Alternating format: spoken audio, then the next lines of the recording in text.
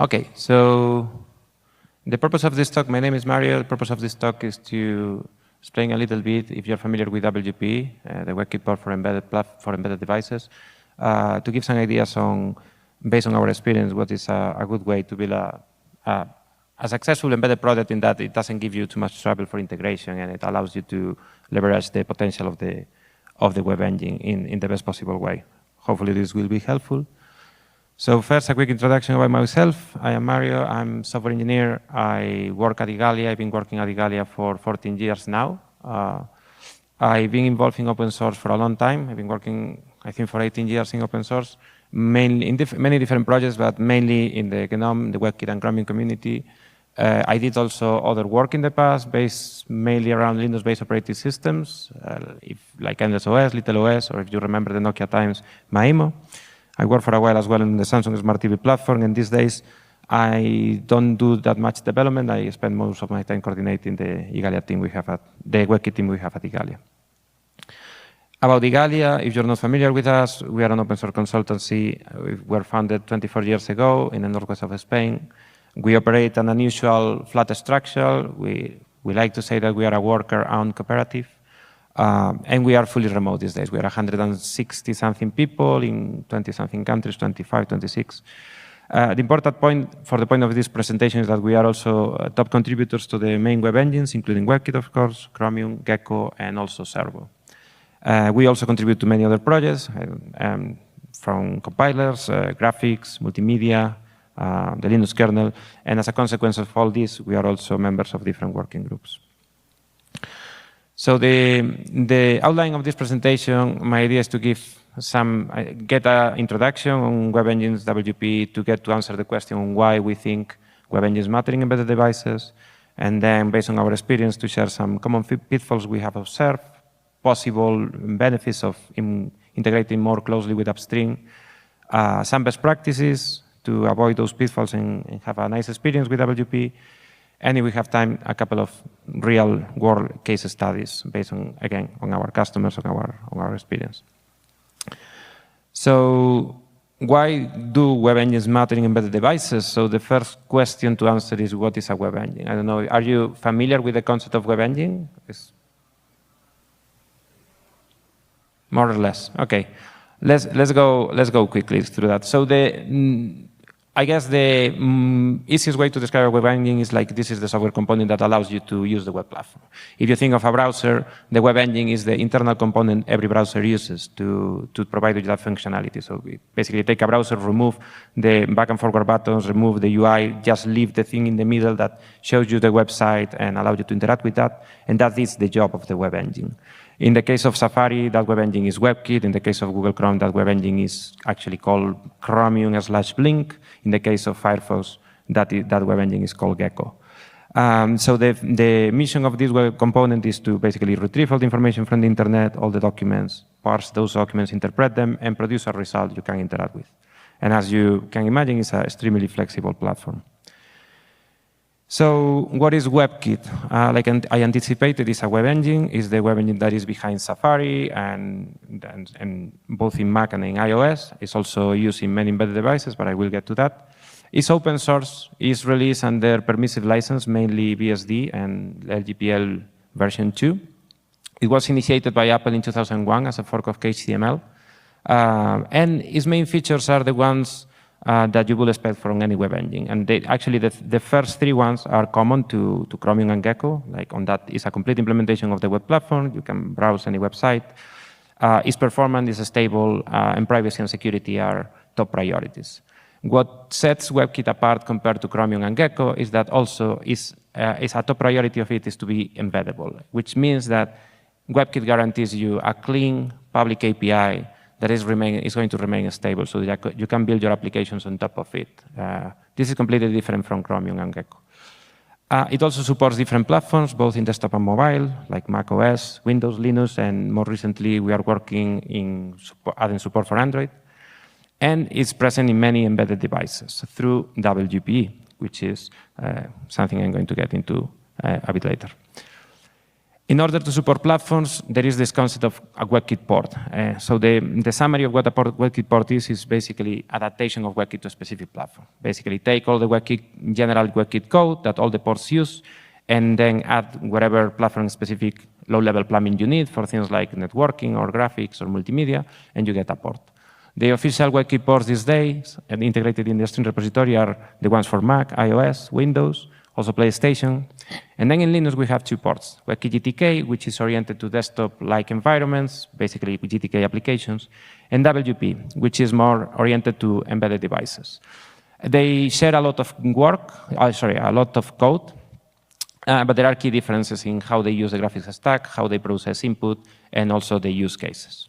In particular, WPE, its goal is to be optimized for embedded devices, the devices like a Raspberry Pi, an IMX board, a Broadcom device, a Rockchip device, all those kind of things. So in order to support embedded devices, we did a big effort in focusing on flexibility. So this is as flexible as a web engine can get. Of course, it's also performance and security, but flexibility is a big thing. And in order to achieve this, we have an architecture that is based in backends for input and output. This means that you can basically integrate with any kind of input or output you can think of. Also, because embedded is the target, we have a minimal set of dependencies so that you don't have to pull the entire world, and a low resource footprint.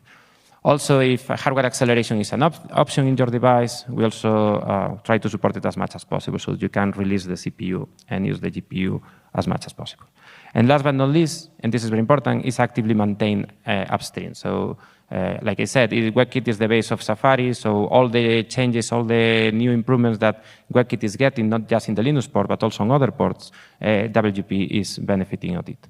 But it's important to stress the fact that it doesn't require a toolkit. It doesn't come with any UI toolkit. You can provide integration with input and output through backends. If you don't want to provide your own backends and the default ones for Wayland, for DRM, or even for headless are okay for you, you can take the default ones, that's fine. But it doesn't force you to do that. And this is nice because it opens the door to very interesting use cases that are not the common ones. Some examples of WP-based projects, you have, well, easiest to think of, the devices with screens, like a fridge or a TV or a GPS device. Basically, the interface is developed with web technologies, and WP is the component that makes sure that you can see the result and interact with it. But then also less common cases like headless server-side rendering, or even for QA and testing. Microsoft Playwright, for instance, uses WP for headless testing, or even sound systems. So now, coming to the original question of this section, why is this important for embedded devices? So first of all, a web engine is a very complex piece of software. You can think of it as almost as, or I like to think of it as an operating system on top of another operating system, because it has to deal with many things like rendering, networking, security, accessibility, many things that you will consider from an operating system. This is very complex, but this complexity gets it a strategic role in the whole software stack. And with this strategic role, you can think of building all sorts of applications. And this gives you a terrific flexibility to design, implement, or test your applications. The other nice thing is that in order to develop those applications, you are using web technologies. This means that you can use the huge pool of web developers that are already out there to implement or to design your products. And like I said, all kinds of products you can design. However, using a web engine effectively, you can use it, like, just take it and use it. But if you want to use it effectively for the long term, it's important to remove this thinking of, okay, I'm just going to take it and I will fix things when they break. So some common pitfalls we observe while working on WPE. I have to mention that WPE is now about 11 years old, so we have quite some experience here. And when working with customers, we observe that there are some pitfalls. Probably this is not an exhaustive list, but what all these things have in common is that if you fall into these traps, you easily will end up creating a lot of technical debt. And this will make your life harder. Integration will be harder, you will be less efficient, and as a consequence of this, your maintenance cost will increase a lot. So the first one is treating WP as a black box. This means that you just take the package from I don't know, a distribution, or you take the turbo and you use it as is. It seems it's working, so it might be good. This could be okay, but there are several risks here. First, you might be missing opportunities for improvements of optimizations. Maybe it's working, but are you sure you're using the right compilation flags, the right compilation options, the right configuration? The second risk is that you might encounter fixes, and it's tempting to just work them around or fix them in your own way without integrating with or discussing with the community. And that's fine, but you might find yourself fixing issues that are already being solved upstream, or that if you're doing this and other companies doing exactly the same thing, you might be fixing, and another company might be fixing exactly the same issue. So it could duplicate efforts. There is no magic trick for this. The possible solutions we recommend is that you allocate time. Time for understanding the software stack, which is complex, and time for contributing back upstream whenever possible. If you manage to do this, which I understand is not always easy or possible, but you manage to do this, you will find that WPE will become a strategic advantage for you, because you will be able to adapt it and use it to your advantage, instead of a liability that you don't understand, and every time that something goes wrong, it's hard to fix. The second point is actually 2 points, but they are related. It's basically when you do rebases not very frequently, and you also combine that with doing a lot of patches downstream. In this case, the net effect is that you start accumulating a lot of patches, and then the delta becomes too big, and then whenever you have to integrate a new release, integration becomes very problematic. You get merge conflicts, you get bugs that you don't know where they are coming from. All this is very time-consuming, and you end up spending your time fixing things, putting out fires, instead of working on strategic development for features. Possible solutions, like stating the obvious: try to rebase more often. If you find something that you can contribute back upstream, try to do it.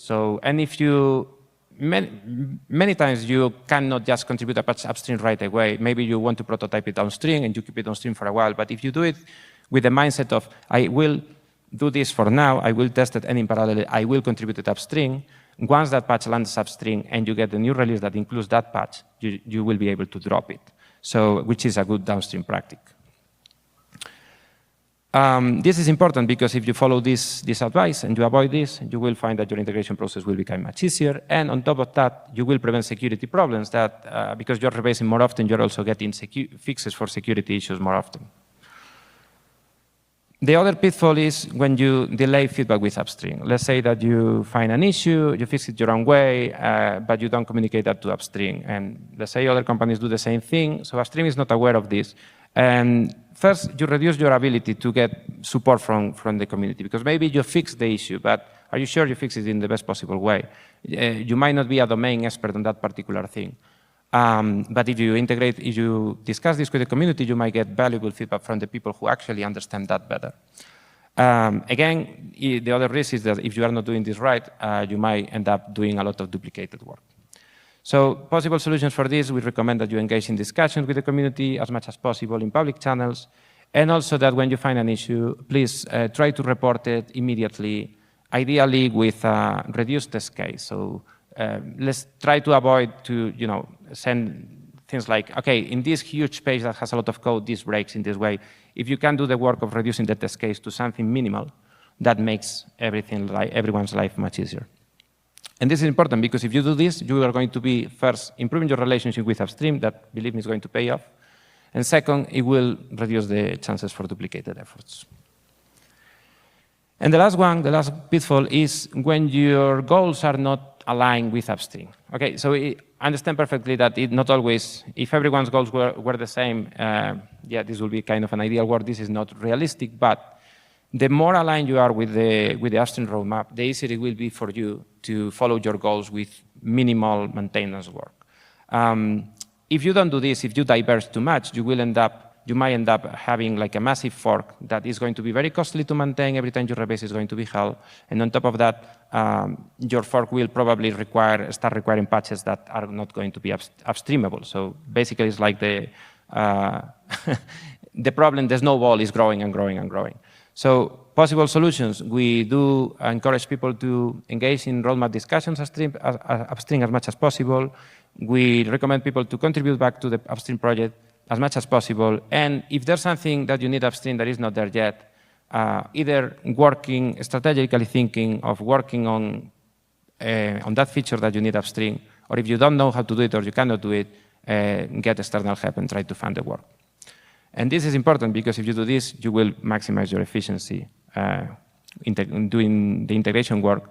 And on top of that, because you are going to be aligned, you know where upstream is going, where you want to be going, you will also have a clearer idea of whether you are going to diverge too much in the future or not, so this keeps you more on a realistic path for future upgrades. So everything is going in the direction of getting closer to upstream. And by the way, many of these advices, I guess, could apply to many open source projects. I'm just applying them here to WPE because it's a particularly complex, a web engine is a particularly complex project, and the risks of things going badly, I guess, are higher than in other projects. So what are the benefits that we see of a tighter relationship with upstream? So there are different aspects. Regarding to stability and security, we think that a close relationship with upstream will allow you to receive fixes as soon as possible, sometimes even also fixes to CVEs, to security issues, even before full public disclosure. This will minimize your exposure to those issues and also will eliminate the costly, urgent patches and workarounds that sometimes you have to do. And as a result, you will have a more stable product because you will basically be testing fixes earlier, and you will reduce regressions when deploying into production.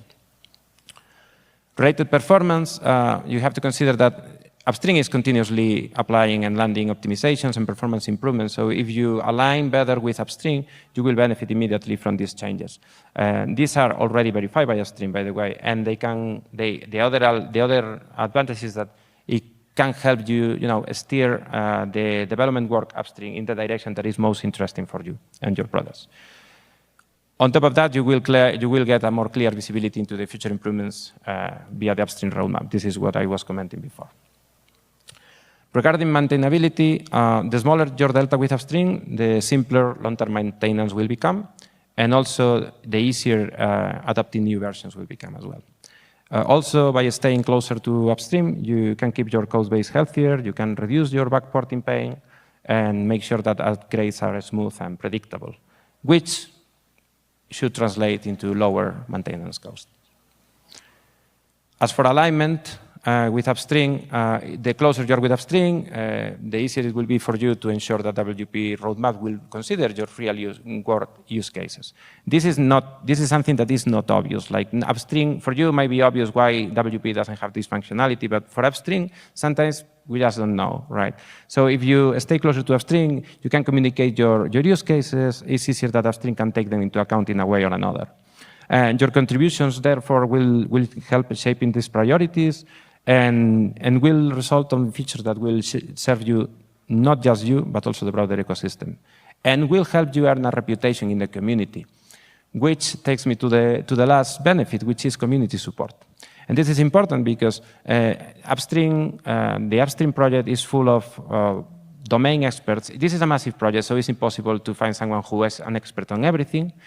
But if you have a closer relationship with upstream, it's easier for you to get support when you find an issue. And support from specific people, specific experts in specific domains is very valuable in this kind of projects. So yeah, this will make your troubleshooting much faster, much pleasant. And on top of that, over time, your team will also gain expertise and knowledge. So you can also consider this as like helping your internal training and lowering your dependency on externals to continue doing work. So yeah, like I said, getting closer to upstream is very important. So a few ideas for best practices for successful integration we were thinking of when preparing this presentation. The first one, I cannot stress this high enough, open communication. This is an upstream project.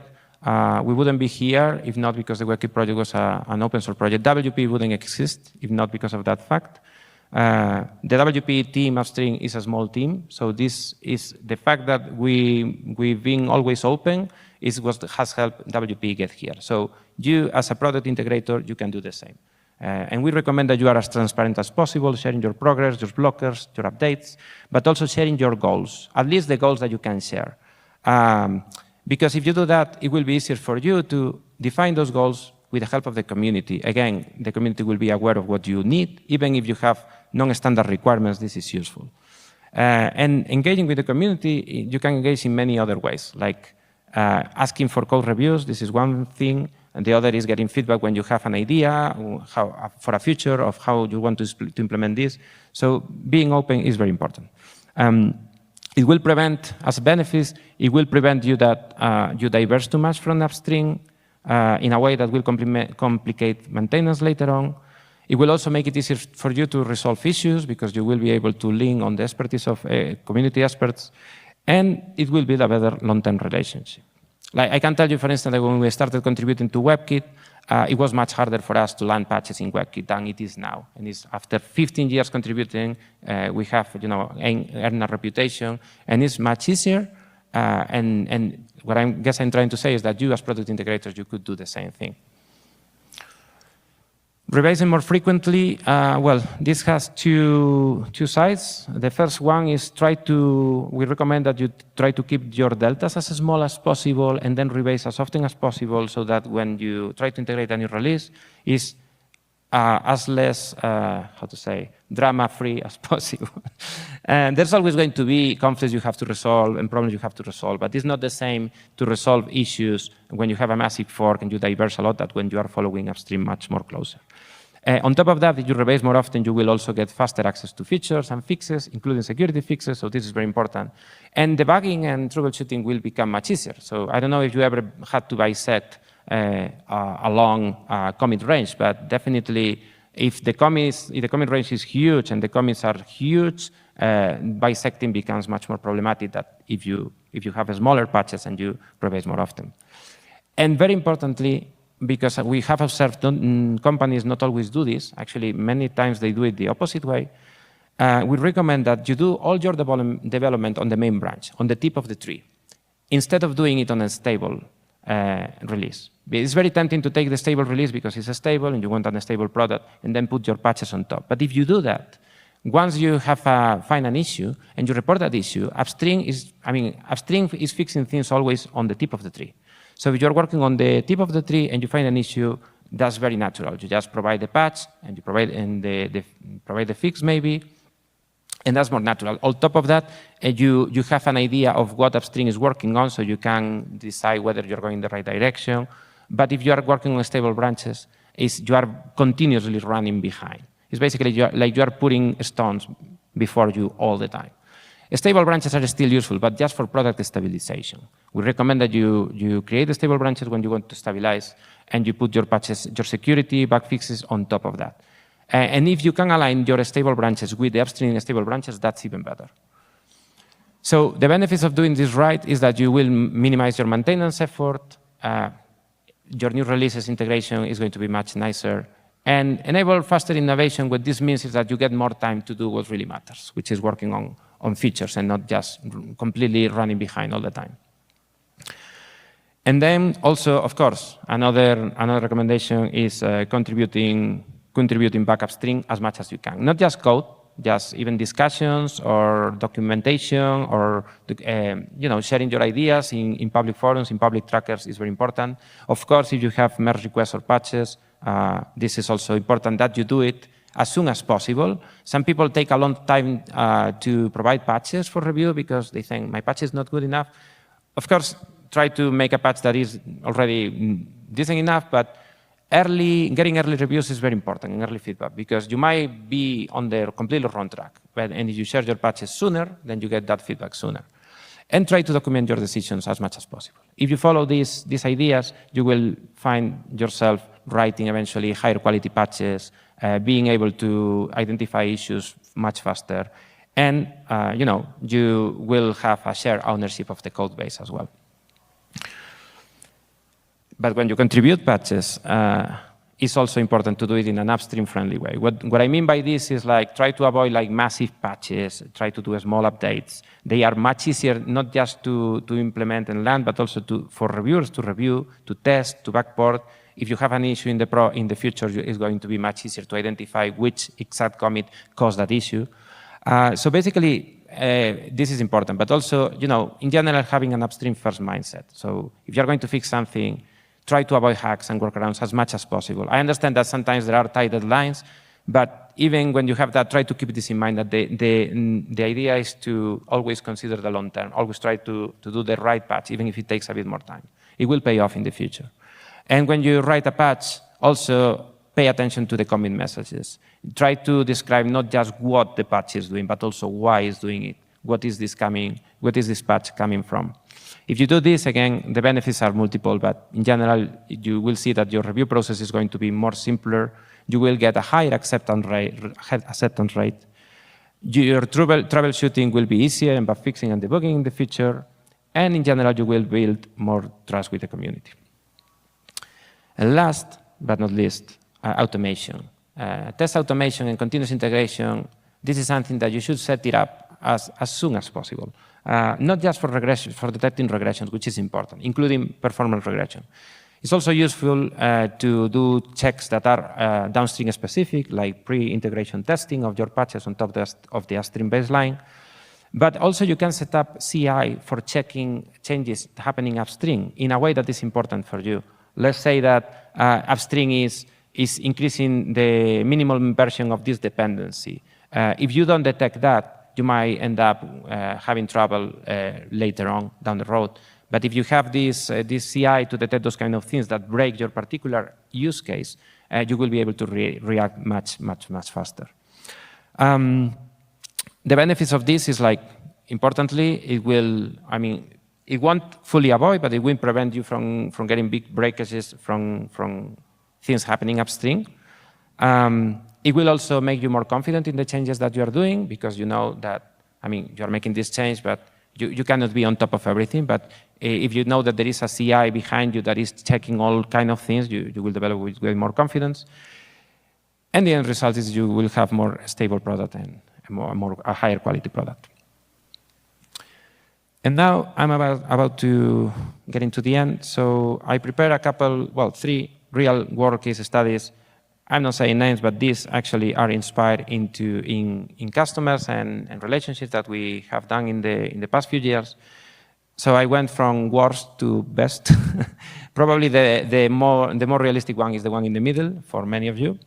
So the worst case is when you have, like, let's say, a company that has millions of deployments of WPE, but has a massively big fork. And by massively big fork, I mean that's something that has a lot of downstream patches on top of them. To make it even worse, they work on top of stable releases and put the changes on top. They rarely contribute patches upstream. Sometimes they do it, but even when they do it, they don't do it in the best possible way. So it takes a long time just to get accepted, and the end result is not the best. And the worst part is that they rebase not often enough. In a case that I have in my mind, they've been rebasing for, like every 1-2 years, and then when you get a new version, sometimes you even have to skip versions, and the conflicts that you have to face are massive, and it's a big problem.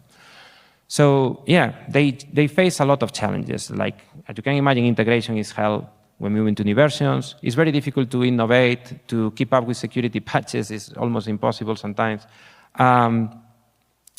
It's very hard to get support from the community. If you have this massive fork and a lot of patches on top of it, and on top of that, that is based on a version from 2 years ago, the community wants to help, but it's very difficult if you go down that road. And on top of that, you start diverging, so your priorities misalign very much with upstream. So all in all, you will end up spending too much effort. This company will end up spending too much effort doing bug fixing and firefighting instead of working on important feature development work. The second case is a company that, even though they have downstream needs, they decided to stay as close to upstream as possible. So they have downstream changes, but they only do it, they are very strict, they only do it for things that are either not yet upstream, but they want to upstream, or things that are way too specific. They work on the development branch, so this means that they can innovate on the development branch, they can test things, even prototype them locally, even if it's with downstream patches, with the idea of then upstreaming them right away. And they only use stable branches for product stabilization, as I explained before. They also make contributing back upstream a natural part of the process, so when they have a patch they want to develop, the first thing, is this possible to upstream it directly, or do we need to do like 2 stages? But they always consider that. And they rebase very, very often. And this might sound like science fiction for some people, but I've seen this case rebasing as often as every 2-3 weeks, sometimes even every week. And because they do it this way, these rebases don't take much. Sometimes they can do it in just 1 day. And also, I didn't mention here, they also use continuous integration to validate those rebases, obviously. And so this is a success story in our mind because the delta is kept to a minimum. They don't have to duplicate efforts because it's either, if it's fixed downstream, it's just temporary most of the times, but they try to fix things directly upstream. Product stabilization, they align it also with upstream stabilization, so it works really well. And basically, this upstream first mentality helps them align their business goals with the upstream roadmap. So they still have to do, the moral of the story is that they still have to do some downstream work, but they limit it a lot to their specific needs. Yeah, and they have better alignment, and that allows them to have more time for future work. And the last case is our companies in general. We have seen several of these in the past, that they work exclusively upstream. This in the industry is not always possible, we understand that, but when for certain kind of projects like implementing web specifications or adding a new API or, I don't know, supporting more use cases or platforms is a good thing. And actually it's great to implement very complex features, like when you have to implement something like for instance, Bloomberg contracted Igalia to implement the CSS grid specification. Doing this downstream, I cannot even figure how you will do it. But it took a long time, but it's a good example of upstream-only work, or the new SVG engine that we've been working on. So there are many benefits of doing this. First, you don't have any delta, so integration becomes much more simple. You don't have to have this dance between contributing back upstream or keeping a patch downstream and then dropping it, because you just do it naturally.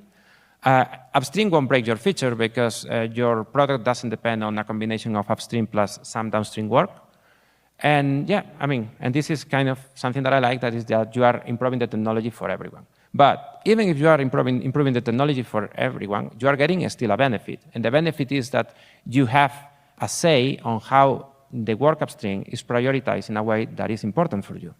So in other words, if you don't do this way, if these companies wouldn't do this in this way, maybe they will end up getting CSS grid down the line, but not maybe according to their timeline. So prioritization is also important. This is ideal. We understand it's not always possible, but it's ideal because, it basically makes you more efficient as possible. So, yeah, I'm going to wrap it up. So how to use WPE effectively? I don't want to repeat things, so let's organize it in a different way. Like, I see 3 pillars here. The first one is, in case it was not clear, engage with upstream as much as possible. Try to align your goals with the upstream releases, the upstream roadmap. Try to get into the mindset of contributing back upstream as much as possible, quality patches, and engage with the community and discuss and get feedback. And do that all in public forums as much as possible. Second, develop your products on top of the upstream development branch and use the stable branches only for stabilization. I cannot insist on this high enough. Of course, you can still, update the stable releases that you ship, but only for bug fixes, security fixes, stuff like that. But any new development, you should continue it in the tip of the tree, as upstream does. And sometimes there will be things in upstream, in the tip of the tree, that are not stable enough or are not interesting for you.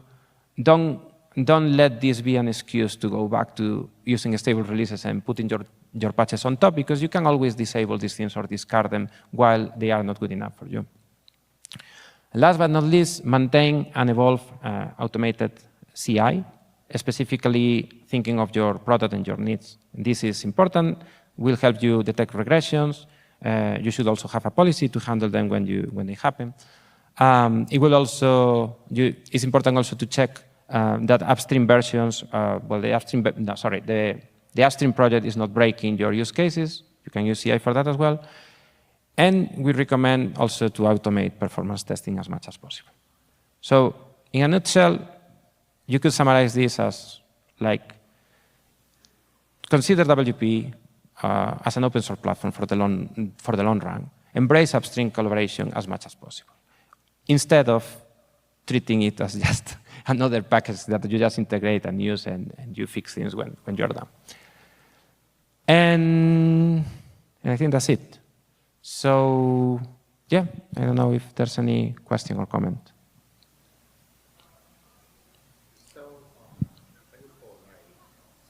Sorry, let me get you the microphone. Hello. So thank you for the talk. Thanks. So right now, if I'm using another engine like Chromium, right, and the application is use the Vue application to build for my embedded device. So if I want to change to WPE, what is the kind of like general guideline and how much work we need to do? So you mean that you're using Chromium, and what you will need to do if you wanted to switch to WPE, right? Yeah. Is that the question? Yeah, to improve the performance if you have. Yeah, so it depends a bit on your use case. So if you are using Chromium to have like a fully fledged browser with, you know, all the features from a web browser like this, address bar, the back and forward buttons, cookie management, all those kind of things, nothing like that is present in WPE. WPE gives you the web engine and the necessary hooks and backends so that you can plug and set up your application on top of that. If you are using Chromium just to render a website and letting the user interact with it, WPE could also be a perfect fit. What you will need to do, you will need to, you know, compile WPE, set it up to your needs, define what are the output and input devices that you want to use. Maybe it's a screen and a keyboard. Plug that and then load the web application. It's basically this. It will be basically the same thing that you will do with Chromium, but with WPE. But yeah, the thing is that you won't have like a fully fledged browser down from the start. But you will have the web engine that if you can use also the defaults backends for input and output, you can use it right away. And actually, in the past, using WPE was harder because there was, you know, you have to deal with backends manually. But now we've been working for the past 2 years on a new API that makes this so much simpler. As simple as basically you just build WPE, you run it, and if you don't do anything, it will also automatically select for you the backends that you can use. So it shouldn't be too hard. So it does support like something like touchscreen, right? Yeah. I mean, yeah. By default, the default backends support those kind of things. Yeah.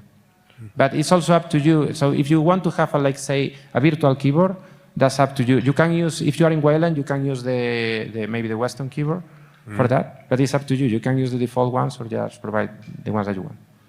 So if you generate touch events on a screen, for instance, those touch events are going to be passed down to WP.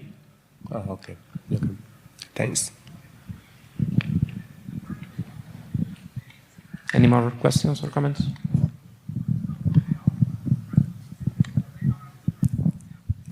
Yeah, thanks. Mine's very similar to his. I have an application that's an HMI industrial product. Right now it's running Chromium in kiosk mode, so we're not using any of the browser features or anything. And then the actual UI is all written in React. And you know, I'm very familiar with working on V8-based systems and all the quirks and stuff that come with the V8 engine and React on that. Can I just literally rip out Chromium and drop this in, and as long as, you know, the touch inputs are recognized and everything, it should drop in perfectly? I mean, you know, devil is in the details, but it should be possible. Yeah, you have what you're describing is a regular web-based application. You're using React as your framework, but there's nothing that prevents you from, instead of Chromium, loading your application with WPE, with the web engine, and you will get it rendered. And then for the events, for the input events, you should be able to handle them as well. But it also boils down a little bit to the specifics of the input device. I don't know if it's a regular touch screen or if it's something else. But yeah, should be. This is what it's designed for. Thank you. Any more questions or comments? Yes? So in terms of performance, right? So sorry, say again?